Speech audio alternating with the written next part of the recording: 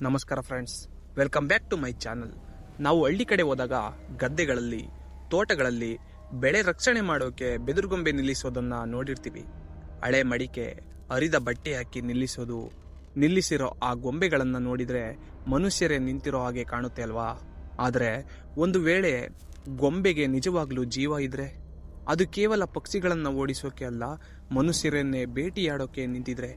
ಇವತ್ತಿನ ಕತೆ ಮಲೆನಾಡಿನ ದಟ್ಟ ಕಾಡಿನ ಮಧ್ಯೆ ಇರೋ ಒಂದು ಅಡಿಕೆ ತೋಟದಲ್ಲಿ ನಡೆಯುತ್ತೆ. ಆ ತೋಟದಲ್ಲಿ ಒಂದು ಗೊಂಬೆ ಇದೆ. ಅದು ಕೇವಲ ನಿಲ್ಲಲ್ಲ, ನಡೆಯುತ್ತೆ. ಬನ್ನಿ, ಎದೆ ಗಟ್ಟಿ ಮಾಡಿಕೊಂಡು ಈ ಕತೆ ಕೇಳೋಣ. ಈ ಕತೆಯ ನಾಯಕ ಸೋಮು. ಇವನು ಬೆಂಗಳೂರಿನಲ್ಲಿ ಕೆಲಸ ಮಾಡ್ತಿರ್ತಾನೆ. ಒಂದು ದಿನ ಹಳ್ಳಿಯಿಂದ ಫೋನ್ ಬರುತ್ತೆ, ನಿನ್ನ ತಂದೆ ಹಾರ್ಟ್ ಅಟ್ಯಾಕ್ ಇಂದ ತೀರಿಕೊಂಡ್ರು ಅಂತ. ಸೋಮು ಶಾಕ್ ಆಗುತ್ತೆ. ಯಾಕೆಂದ್ರೆ ಅವನ ತಂದೆಗೆ ಯಾವುದೇ ಕಾಯಿಲೆ ಇರಲಿಲ್ಲ. ಅಂತ್ಯ ಸಂಸ್ಕಾರ ಮುಗಿಸಿ ಎಲ್ಲರೂ ಹೋದ ಮೇಲೆ ಸೋಮು ಆ ಒಂಟಿ ಮನೆಯಲ್ಲಿ ಉಳಿದುಕೊಳ್ತಾನೆ. ಆ ಊರಿಂದ ತುಂಬಾ ದೂರವಿರುವ ದಟ್ಟವಾದ ಅಡಿಕೆ ತೋಟದ ಮಧ್ಯೆ ಇರುವ ಹಳೆಯ ಅಂಚಿನ ಮನೆಯದು. ರಾತ್ರಿ ಆದ್ರೆ ಅಲ್ಲಿ ಕರೆಂಟ್ ಇರಲ್ಲ, ಬರೀ ಕೀಟಗಳ ಸದ್ದು ಬಿಟ್ರೆ ಮನುಷ್ಯರ ಸುಳಿವೇ ಇರಲ್ಲ. ಸೋಮು ಬಂದ ಮೊದಲ ದಿನ ಸಂಜೆ ತೋಟದಲ್ಲಿ ಒಡ್ಡಾಟಿಡ್ತಾನೆ. ಆಗ ಅವನ ಕಣ್ಣು ತೋಟದ ಕೊನೆಯಲ್ಲಿರುವ ಒಂದು ಮರದ ಕೆಳಗೆ ಬೀಳುತ್ತದೆ. ಅಲ್ಲಿ ಒಂದು ಬೆದರುಗೊಂಬೆ ನಿಂತಿರುತ್ತೆ. ಅದು ನೋಡೋಕೆ ತುಂಬಾ ವಿಚಿತ್ರವಾಗಿರುತ್ತದೆ. ಅದರ ತಲೆಗೆ ಒಂದು ಹಳೆಯ ಒಡೆದ ಮಡಿಕೆ ಹಾಕಿರ್ತಾರೆ. ಮಡಿಕೆ ಮೇಲೆ ಕಲ್ಲಿದ್ದಲಿನಲ್ಲಿ ಕಣ್ಣು ಬಾಯಿ ಬಿಡಿಸಿರ್ತಾರೆ. ಅದಕ್ಕೆ ಒಂದು ಗಾಢವಾದ ಕೆಂಪು ಅಂಗಿ ಹಾಕಿರ್ತಾರೆ. ಅದರ ಎರಡು ಕೈಗಳನ್ನ ಬಿದಿರಿನ ಕೋಲಿಗೆ ಕಟ್ಟಿರ್ತಾರೆ, ಸಿಲುಬೆ ತರಹ. ಸೋಮಿಗೆ ಆಶ್ಚರ್ಯವಾಗುತ್ತದೆ. ನಮ್ಮಪ್ಪ ಯಾವತ್ತು ತೋಟದಲ್ಲಿ ಗೊಂಬೆ ಇಡ್ತಿರ್ಲಿವಲ್ಲ, ಇದನ್ನ ಯಾರು ಇಟ್ಟಿದ್ದು ಅಂತ ಯೋಚಿಸ್ತಾನೆ. ಸರಿ, ಯಾರೋ ಇಟ್ಟಿರ್ಬಹುದು ಅಂತ ಸುಮ್ಮನಾಗ್ತಾನೆ. ಅಂದು ರಾತ್ರಿ ಸೋಮುಗೆ ನಿದ್ದೆ ಬರೋದಿಲ್ಲ. ಹೊರಗೆ ಮಳೆ ಶುರುವಾಗುತ್ತದೆ. ಕಿಟಕಿಯಿಂದ ಮಿಂಚು ಬಂದಾಗ ಸೋಮುಗೆ ಹೊರಗೆ ಆ ಗೊಂಬೆ ಕಾಣ್ತದೆ. ಅದು ಗಾಳಿಯಲ್ಲಿ ಅಳ್ಳಾಡ್ತಿರ್ತದೆ.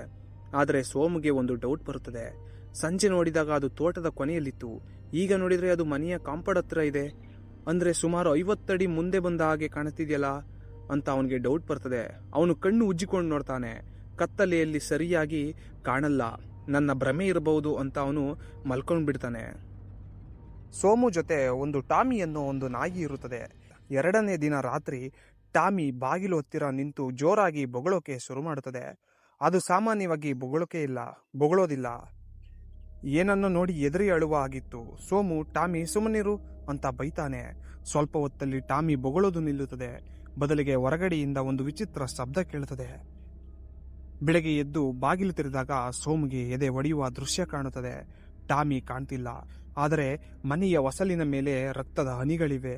ಆ ರಕ್ತದ ಕಲೆಗಳು ತೋಟದ ಕಡೆ ಹೋಗಿವೆ. ಸೋಮು ಆ ರಕ್ತದ ಕಡೆಯ ಜಾಡುಗಳನ್ನು ಹಿಡಿದು ಹೋಗ್ತಾನೆ. ಅದು ನೇರವಾಗಿ ಆ ಬೆದರು ಗೊಂಬೆಯ ಕಾಲ ಹತ್ತಿರ ಹೋಗಿ ನಿಂತಿರುತ್ತದೆ. ಆಗ ಆ ಗೊಂಬೆ ಕಾಂಪೌಂಡ್ ಗೇಟ್ ದಾಟಿ ಮನೆಯ ತುಳಸಿ ಕಟ್ಟೆಯ ಹತ್ತಿರ ಬಂದು ನಿಂತಿದೆ. ಅಂದ್ರೆ ಮನೆಗೆ ಕೇವಲ 10 ಅಡಿ ದೂರ. ಅದಕ್ಕಿಂತ ಭಯಂಕರ ವಿಷಯ ಏನಂದ್ರೆ, ಆ ಗೊಂಬೆಯ ಬಾಯಿಯ ಭಾಗದಲ್ಲಿ ಹಸಿ ರಕ್ತ ಮೆತ್ತಿಕೊಂಡಿದೆ. ಅದರ ಸುತ್ತ ನೊಣಗಳು ಮುತ್ತಿಕೊಂಡಿವೆ. ಸೋಮಿಗೆ ಈಗ ಕನ್ಫರ್ಮ್ ಆಗುತ್ತದೆ, ಇದು ಸಾಧಾರಣ ಗೊಂಬೆಯಲ್ಲ ಅಂತ. ಅವನು ಕೋಪ ಮತ್ತು ಭಯದಿಂದ ಒಂದು ದೊಣ್ಣೆ ತಗೊಂಡು ಆ ಗೊಂಬೆಯ ಹತ್ತಿರ ಹೋಗ್ತಾನೆ. ಯಾರೋ ನನ್ನನ್ನು ಎದುರಿಸೋಕೆ ಹೀಗೆ ಮಾಡ್ತಿದ್ದಾರೆ ಅಂತ ಅಂದುಕೊಳ್ತಾನೆ. ಸೋಮು ಆ ಗೊಂಬೆಯ ಹತ್ತಿರ ಹೋದಷ್ಟು ಒಂದು ಅಸಹ್ಯವಾದ ಪ್ರಾಣಿ ಸತ್ತಾಗ ಬರುವ ಕೊಳೆತ ವಾಸನೆ ಮೂಗಿಗೆ ಬರುತ್ತದೆ. ಅವನು ಧೈರ್ಯ ಮಾಡಿ ಆ ಗೊಂಬೆಯ ಕೆಂಪು ಅಂಗಿಯನ್ನ ಮುಡ್ತಾನೆ. ಆ ಅಂಗಿ ಒದ್ದೆಯಾಗಿರುತ್ತದೆ. ಅದು ಮಳೆಯ ನೀರಲ್ಲ, ಒಳಗಿನಿಂದ ಏನೋ ಅಂಟು ದ್ರವ ಸುರಿದಂತಿರುತ್ತದೆ. ಅವನು ಕೋಪದಿಂದ ಜೋರಾಗಿ ದೊಣ್ಣೆಯಿಂದ ಆ ಗೊಂಬೆಗೆ ತಲೆಗೆ ಹೊಡಿತಾನೆ. ಮಡಿಕೆ ಒಡೆದು ಚೂರಾಗುತ್ತದೆ. ಅದರ ಒಳಗಡೆ ಹುಲ್ಲು ಇರಲ್ಲ, ಬದಲಿಗೆ ಒಂದು ಒಣಗಿದ ಅರ್ಧ ಮಾಂಸ ಕಿತ್ತು ಹೋಗಿರುವ ಮನುಷ್ಯನ ತಲೆಬುರುಡೆ ಇರುತ್ತದೆ. ಆ ತಲೆಬುರುಡೆಯ ಕಣ್ಣುಗುಳಿಯಲ್ಲಿ ಹುಳಗಳು ಓಡಾಡ್ತಿವೆ. ಸೋಮುಗೆ ಅಪಘಾತವಾಗುತ್ತದೆ. ಆ ಕೆಂಪು ಅಂಗಿಯನ್ನ ಗಮನಿಸಿ ನೋಡ್ತಾನೆ. ಅದು ಬೇರೆ ಯಾರದೂ ಅಲ್ಲ, ತನ್ನ ತಂದೆಯ ಅಂಗಿ. ಅವನಿಗೆ ಅರ್ಥವಾಗುತ್ತದೆ, ತನ್ನ ತಂದೆ ಹಾರ್ಟ್ ಅಟ್ಯಾಕ್ ಇಂದ ಸತ್ತಿಲ್ಲ, ಈ ಗೊಂಬೆ ಇವರನ್ನ ಕೊಂದು ಅವರ ದೇಹವನ್ನೇ ತಾನು ಬಳಸಿಕೊಳ್ತಿದೆ ಅಂತ. ಸೋಮು ಅಲ್ಲಿ ಒಂದು ಕ್ಷಣವೂ ಇರೋಕೆ ಇಷ್ಟಪಡಲ್ಲ. ಬೈಕ್ ಕೀ ತಗೊಂಡು ಓಡೋಕೆ ರೆಡಿ ಮಾಡ್ತಾನೆ. ಆದರೆ ವಿಧಿಯಾಟ ಬೇರೆ ಇತ್ತು ಅನ್ಸುತ್ತೆ. ಹೊರಗೆ ಪ್ರಳಯದಂತಹ ಮಳೆ ಶುರುವಾಗುತ್ತದೆ. ತೋಟದ ದಾರಿಯಲ್ಲಿ ಮರ ಬಿದ್ದು ರಸ್ತೆ ಬ್ಲ್ಯಾಂಕ್ ಆಗುತ್ತದೆ. ಕರೆಂಟ್ ಹೋಗುತ್ತದೆ. ಸೋಮು ಮನೆಯೊಳಗೆ ಲಾಕ್ ಮಾಡಿಕೊಂಡು ಮೂಲೆಯಲ್ಲಿ ನಡುಗುತ್ತಾ ಕುಳಿತಿರ್ತಾನೆ. ರಾತ್ರಿ 12 ಗಂಟೆ.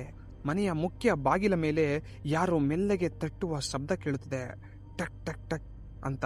ಸೋಮು ಕಿಟಕಿ ಪರದೆ ಸರಿಸಿ ನೋಡ್ತಾನೆ. ಮಿಂಚು ಬಂದಾಗ ಅವನಿಗೆ ಕಂಡಿದ್ದು ಆ ಗೊಂಬೆ ಈಗ ಬಾಗಿಲಿಗೆ ಅಂಟಿಕೊಂಡು ನಿಂತಿದೆ. ಅದಕ್ಕೆ ಈಗ ತಲೆ ಇಲ್ಲ, ಕೇವಲ ಕತ್ತಿನ ಭಾಗದಿಂದ ಕಪ್ಪು ಹೊಗೆ ಬರ್ತಿದೆ. ಬಾಗಿಲು ದಡಾರಂತ ಶಬ್ದ ಮಾಡುತ್ತೆ.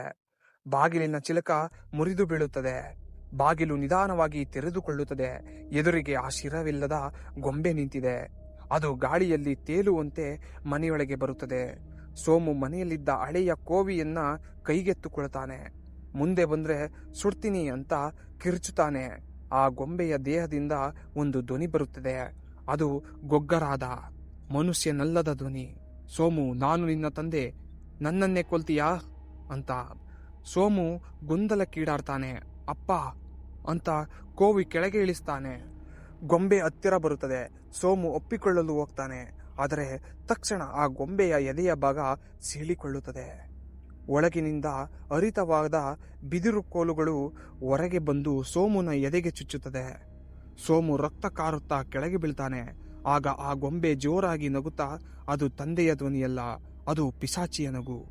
ಅದು ಹೇಳುತ್ತೆ, ನನಗೆ ಪ್ರತಿ ಅಮಾವಾಸ್ಯೆಗೆ ಹೊಸ ಚರ್ಮ ಬೇಕು. ನಿನ್ನ ತಂದೆಯ ಚರ್ಮ ಹಳೆಯದಾಗಿತ್ತು, ಈಗ ನಿನ್ನ ಸರದಿ ಅಂತ. ಸೋಮು ಸಾಯುತ್ತಾ ತನ್ನ ಕೈಗಳನ್ನ ನೋಡ್ತಾನೆ. ಅವನ ಕೈಗಳು ನಿಧಾನವಾಗಿ ಒಣಗಿದ ಬಿದಿರಿನ ಕೋಲುಗಳಾಗಿ ಬದಲಾಗ್ತಿದೆ. ಅವನ ಚರ್ಮ ಗೋಣಿ ಚೀಲದಂತೆ ಆಗ್ತಿದೆ. ಅವನ ಬಾಯಿಯಿಂದ ಮಾತು ಬರಲ್ಲ, ಕೇವಲ ಹುಲ್ಲು ತುಂಬಿದ ಶಬ್ದ ಬರುತ್ತದೆ. ಅವನ ಆತ್ಮ ಆ ಗೊಂಬೆಯೊಳಗೆ ಬಂದಿಯಾಗುತ್ತದೆ. ಮಳೆ ನಿಲ್ಲುತ್ತದೆ. ಹಕ್ಕಿಗಳು ಚಿಲಿಪಿಲಿ ಅಂತಿವೆ. ಊರಿನ ಜನ ಬಂದು ನೋಡ್ತಾರೆ. ಪಾಪ ಸೋಮು, ಸಿಟಿಗೆ ಹೋಗ್ತೀನಿ ಅಂತ ರಾತ್ರಿನೇ ಹೋದ್ನಂತೆ ಅಂತ ಮಾತಾಡ್ಕೊಳ್ತಾರೆ. ಆದರೆ ಅವರಿಗೆ ಗೊತ್ತಿಲ್ಲ, ತೋಟದ ಮಧ್ಯದಲ್ಲಿ ಈಗ ಒಂದು ಹೊಸ ಬೆದರು ಗೊಂಬೆ ನಿಂತಿದೆ. ಅದು ಸೋಮು ಹಾಕಿಕೊಂಡಿದ್ದ ಜೀನ್ಸ್ ಪ್ಯಾಂಟ್ ಮತ್ತು ಟೀ ಶರ್ಟ್ ಹಾಕಿದೆ. ಅದರ ಕಣ್ಣುಗಳಲ್ಲಿ ನೀರು ಜಿನುಗುತ್ತಿವೆ. ಆದರೆ ಅದು ಅಲುಗಾಡುವಂತಿಲ್ಲ. ಅದು ಕಾಯುತ್ತಿದೆ ಆ ದಾರಿಯಲ್ಲಿ ಬರುವ ಮುಂದಿನ ಅತಿಥಿಗಳಿಗಾಗಿ. ಗೆಳೆಯರೇ, ಇದಾಗಿತ್ತು ಬೆದರುಗೊಂಬೆಯ ಕರಾಳ ಕತೆ. ಹಿರಿಯರು ಸುಮ್ಮನೆ ಹೇಳಲ್ಲ, ಹಾಳು ಬಿದ್ದ ಜಾಗದಲ್ಲಿರೋ ವಸ್ತುಗಳನ್ನ ಮುಟ್ಟಬಾರದು ಅಂತ. ಪಾಪ ಸೋಮು ಈಗಲೂ ಆ ತೋಟದಲ್ಲಿ ಬಿಸಿಲು ಮಳೆಯಲ್ಲಿ ನಿಂತಿರಬಹುದು. ನೀವು ಯಾವಾಗಾದರೂ ಟ್ರಾವೆಲ್ ಮಾಡಬೇಕಾದ್ರೆ ರಸ್ತೆ ಬದಿಯ ತೋಟದಲ್ಲಿ ಬೆದರುಗೊಂಬೆ ಕಂಡ್ರೆ ಅದನ್ನೇ ನೋಡ್ತಾ ಇರಬೇಡಿ. ಯಾಕೆಂದ್ರೆ ಕಣ್ಣು ಮಿಟಿಕಿಸೋದ್ರಲ್ಲಿ ಅದು ನಿಮ್ಮ ಹತ್ತಿರ ಬಂದಿರಬಹುದು. ಈ ಕತೆ ಕೇಳಿ ನಿಮಗೆ ಭಯ ಆಗಿದ್ರೆ ಲೈಕ್ ಮಾಡಿ. ನಿಮಗೆ ಗೊತ್ತಿರೋ ಆರ್ ಕತೆ ಇದ್ರೆ ಕಮೆಂಟ್ ಮಾಡಿ. ನಾನು ನಿಮ್ಮ ರಾಜು. ಮುಂದಿನ ವಿಡಿಯೋದಲ್ಲಿ ಸಿಗ್ತೀನಿ. ಅಲ್ಲಿವರೆಗೂ ಟೇಕ್ ಕೇರ್. ಬಾಯ್ ಬಾಯ್.